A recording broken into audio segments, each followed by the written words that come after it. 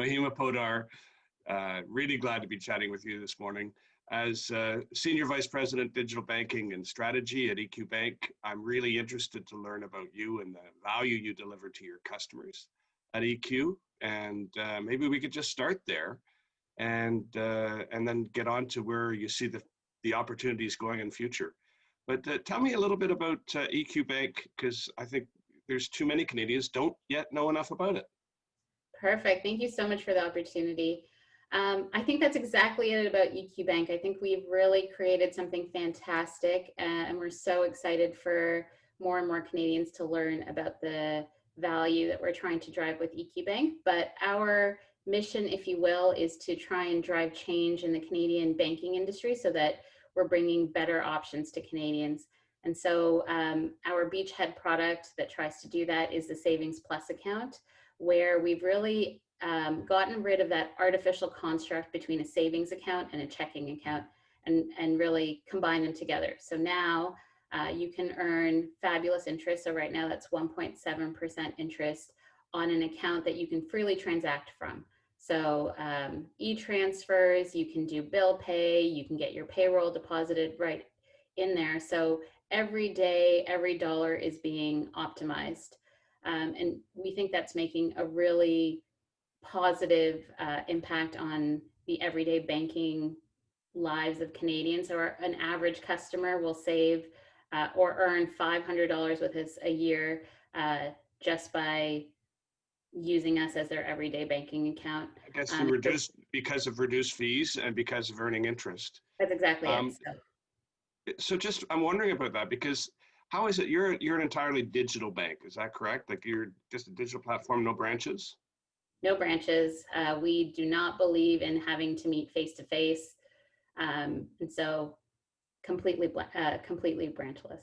So how is it that you've been able to eliminate that, I guess you call it an artificial construct of having a checking account and a savings account and having to transfer between the two, and you've sort of melded them together? How can you afford to do that in your business model and deliver, when you're delivering more value to customers, you're taking less value as an entity?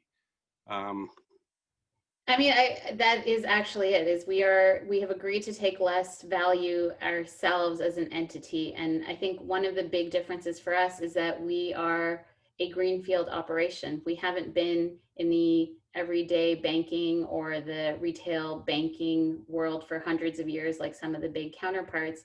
And so if you think about the profit pools that would have existed that we would effectively be destroying by putting a value proposition out in the market like this, is very different than when we're starting from scratch and trying to establish ourselves in the market. And I think the other piece that's really unique about our business model is that Equitable Bank, which is our parent bank, is a thriving lending company. And so we can take the deposits that we're earning or that we're raising on EQ Bank and then lend them out through Equitable Bank at a attractive spread that allows us to still generate shareholder return as a whole entity and compete with others of the more traditional banks out there. Just wondering, so this is, for me, this is interesting because of the value it creates in your company by delivering greater value to consumers, which is more important now than ever before. What are the realities of the current regulatory environment that you're working in that either enable you to succeed or are limiting your success? So, I mean, I think the reality in Canada is there's lots of great things that are happening in terms of like payment modernization or some of the PEPITA reforms that ISET is trying to push through. But they haven't quite manifested yet. And so the current infrastructure leaves us in a position where, as a smaller, like a medium-sized bank, it becomes quite difficult to compete against some of the larger incumbents because the reality is there isn't a level playing field. And so one of the big struggles that we have is access to data. So when you're in a completely branchless and digital environment, and you want to create the most seamless digital experience you can for your customer so that it removes the inefficiency. When you don't have great access to data, customers are forced to use less secure methods of passing data on to us in order to do simple things like even open the account, so account onboarding, for example. And then when we want to share spending insights with them and show them how they could save more money by placing their deposits in optimized accounts or investments, we can't really do that because the only way to do that today is through screen scraping, which I can talk about as not being a very efficient way of getting at data. And then even worse is consumers having to go into each individual account, printing off actual paper statements or even PDFing these outdated statements and then emailing them to us, which we know is not a secure way to share data, and then it's instantaneously outdated as soon as we get it.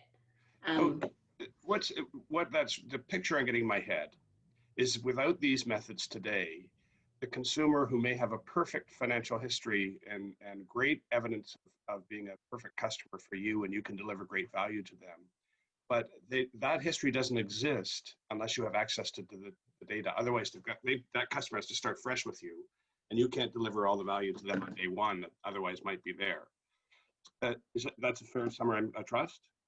Yeah, that's exactly, like, I'll give you a very small example, but our customers have told us that they have quite a bit of challenge paying off their credit cards on time because most of our customers hold more than one credit card.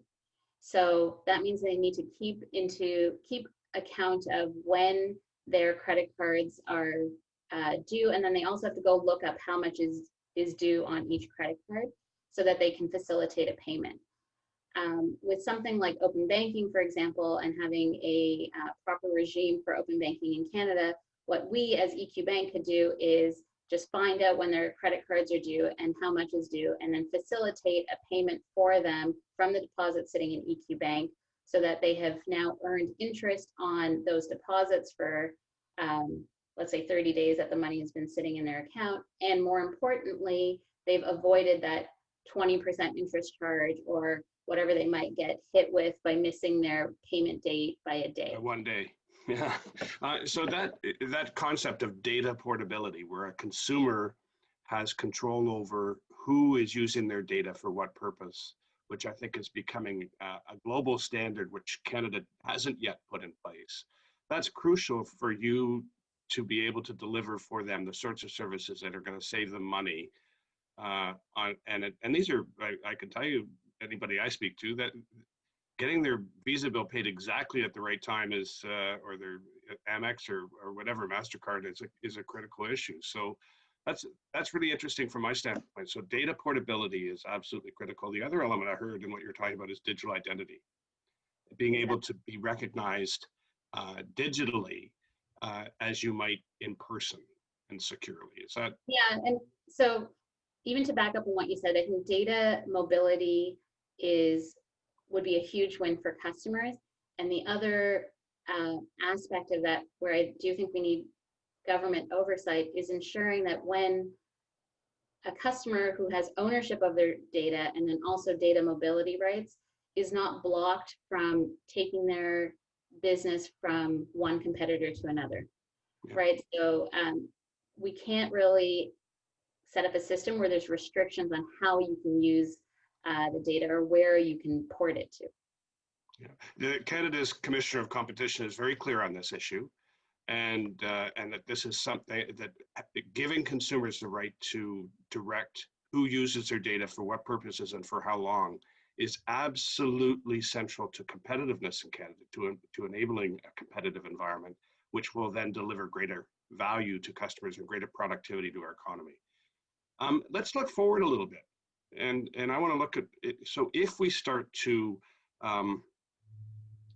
put in place some of these regulatory constructs that are so important to enabling productivity growth in this country and delivering greater value to consumers, talk about it in terms of what you might be willing to share in terms of what this will do with EQ Bank and the environment banking structure in Canada, in terms of the innovation that can occur and the opportunities that can be created and delivered to customers.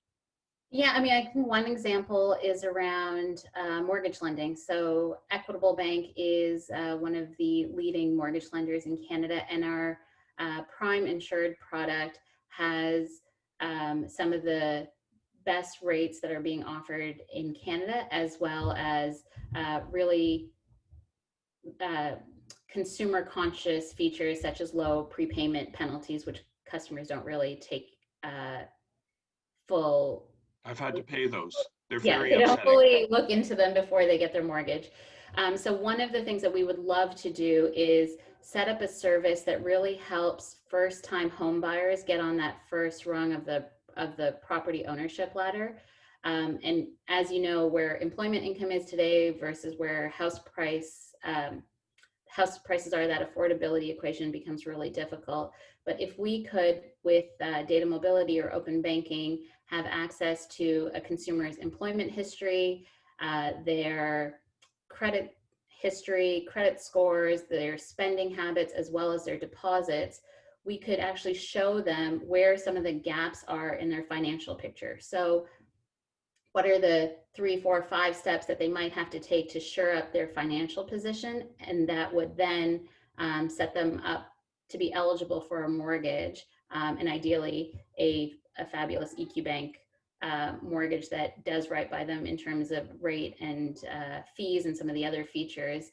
But again, more importantly, it's how do we set up a plan for them to be eligible for a mortgage? And if you include payment initiation in that equation, we could even make some of those decisions with their consent, of course, on their behalf. So it takes out a lot of the friction out of the equation. So just because most people would not be aware about what you mean by payment initiation. So up until now, you've been talking purely about reading their data from their bank to understand what's going on, their other banks and other credit cards to know what's going on. Payment initiation is? So yes, so payment initiation is the consumer giving consent to a third party to initiate a payment from their bank accounts. So they give consent to you, and then you can do it through their third party bank or their other bank. Is that right? Exactly. So we could not only do it from the EQ Bank account, which of course we have some jurisdiction over, but we could also go into their TD Bank account, their RBC Bank account, et cetera, bring together their funds and move it into an investment account, for example, that grows at 3, 4, 5%, and they're in a better overall financial position than they were. But of course, again, all with the consent of the customer, but not with the customer having to go from branch to branch to branch or do it all themselves. They give instructions to one, and it's done through all. Exactly. The consent piece of this is critical. And then I think the other element here is if we're able to set this up in Canada, we also need a easy way for consumers to see all of the consent that they've provided and turn that consent off when it no longer is relevant. So an easy kind of on-off switch for consent as it relates to all these different services that could be offered in an open banking. And in your research, Mahima, as we start to wrap up, have you found other countries where this is being done and can be done? Yeah, I think that the UK is a fantastic example of where this is being done. And if you look at the setup of the UK banking landscape, it is very similar or has a lot of similarities with the Canadian landscape in terms of the large incumbents. But the amount of innovation that is now being delivered in the UK post the open banking regime, I think is a really positive example for what could happen in Canada. Yeah. Well, I'm glad just to have a chance to learn a bit about what the inside of a digital bank looks like in Canada and what you're offering to customers and the opportunities that could be unlocked. Thanks very much, Mahima. Really Fabulous. really Thank grateful. you for the opportunity. It was great talking to you.